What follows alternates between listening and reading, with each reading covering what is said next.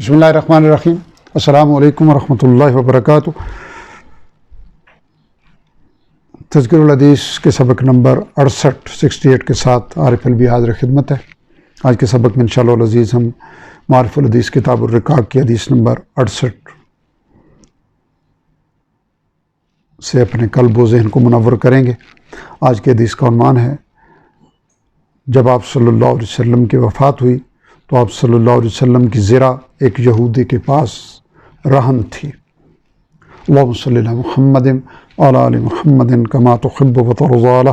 حضرت عائشہ صدیقہ رضی اللہ تعالی عنہا سے روایت ہے، فرماتی ہیں کہ رسول اللہ صلی اللہ علیہ وسلم نے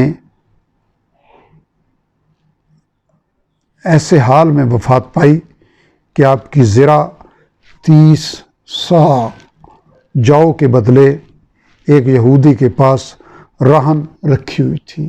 اسے معارف الحدیث نے صحیح بخاری کے حوالے سے نقل کیا ہے۔ تشریح میں فرماتے ہیں، ہمارے اکثر علماء کی تحقیق یہ ہے کہ ایک صاع قریباً 3.5 سیر کا ہوتا تھا۔ اس حساب سے 30 صاع جو قریب 2.5 من کے ہوئے۔ حدیث کا مقصد اور منشا یہ ہے کہ حضور صلی اللہ علیہ وسلم کی حیات مبارک کے بالکل آخری ایام میں بھی، جبکہ قریب پورے عرب کے آپ فرما روا بھی تھے، آپ صلی اللہ علیہ وسلم کے گھر کے گزارا کا حال یہ تھا کہ مدینہ کے ایک یہودی کے پاس اپنی قیمتی زرہ رہن رکھ کر آپ صرف 30 صاع جو وفات سے کچھ ہی پہلے آپ صلی اللہ علیہ وسلم نے صرف 30 صاع جو وفات سے کچھ ہی پہلے قرض لیے تھے۔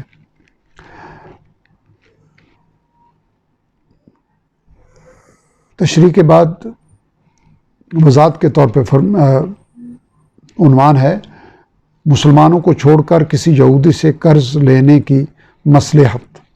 مدینہ کے مسلمانوں میں بھی ایسے متعدد افراد ہونے کے باوجود جن سے ایسے چھوٹے قرضے غالباً ہر وقت لیے جا سکتے تھے، کسی یہودی سے قرض لینے کی چند مصلحتیں ہو سکتی ہیں۔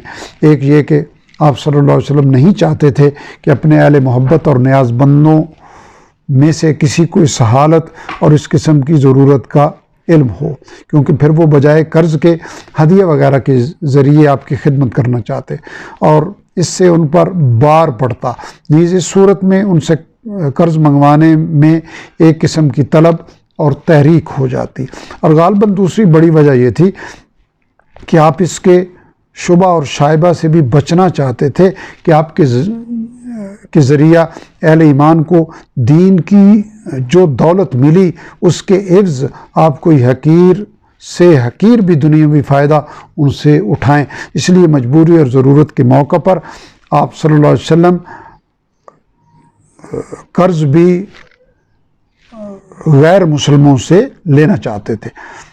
تیسری مصلحت اس میں غالباً یہ بھی تھی کہ لین دین کے یہ تعلقات غیر مسلموں سے رکھنے میں ان کی آمد و رفت اور ملنے جلنے کے مواقع پیدا ہوتے تھے، اور اس کا راستہ کھلتا تھا کہ وہ لوگ آپ کو اور آپ صلی اللہ علیہ وسلم کی سیرت کو جانیں اور جانچیں، اور ایمان اور رضائے الہی کی دولت سے وہ بھی بہرہ یاب ہوں۔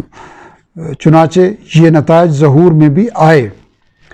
مشکات ہی میں امام بہقی کی دلائل النبوہ کے حوالہ سے مدینہ کے ایک بڑے دولت مند یہودی کا یہ واقعہ مذکور ہے کہ رسول اللہ صلی اللہ علیہ وسلم نے اس سے کچھ قرض لیا تھا۔ وہ تقاضا کو آیا تو آپ صلی اللہ علیہ وسلم نے عذر کیا کہ اس وقت ہم خالی ہاتھ ہیں، اس لیے تمہارا قرض ادا کرنے سے آج مجبور ہیں۔ اس نے کہا، میں تو بغیر لیے نہیں جاؤں گا۔ چنانچہ جم کے وہیں بیٹھ گیا، یہاں تک کہ پورا دن گزر گیا اور رات بھی گزر گئی، اور حضور صلی اللہ علیہ وسلم نے اس دوران میں اس یہودی کی موجودگی ہی میں ظہر، عصر، مغرب، عشاء اور فجر کی نمازیں ادا فرمائیں، اور وہ نہیں ٹلا۔ بعض صحابہ کو اس کی یہ حرکت بہت ناگوار ہوئی اور انہوں نے چپکے اس کو ڈرایا دھمکایا تاکہ وہ کسی طرح چلا جائے۔ رسول اللہ صلی اللہ علیہ وسلم کو جب اس کا پتہ چل گیا تو آپ صلی اللہ علیہ وسلم نے فرمایا کہ مجھے اللہ تعالیٰ کا یہ حکم ہے کہ کسی معاہد پر کوئی ظلم و زیادتی نہ ہو۔ یہ سن کر ان صحابہ کو بھی خاموش ہو جانا پڑا۔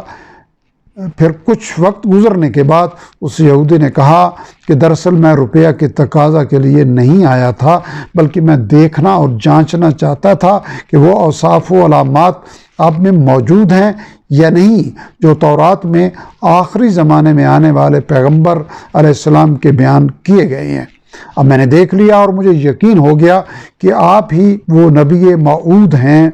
اس کے بعد اس نے کلمہ شہادت پڑھا اور اپنی ساری دولت حضور صلی اللہ علیہ وسلم کی خدمت میں پیش کر کے عرض کیا، ھذا مالی فاحکم فیہ بما اراک اللہ، یہ میرا سارا مال حاضر ہے، اب آپ اللہ کی تعلیم و ہدایت کے مطابق اس کے بارے میں جو چاہیں فیصلہ فرمائیں اور جس مصرف میں چاہیں اس کو صرف فرمائیں۔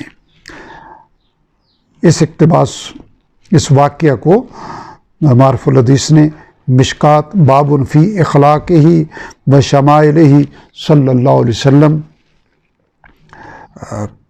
کے حوالے سے نقل کیا۔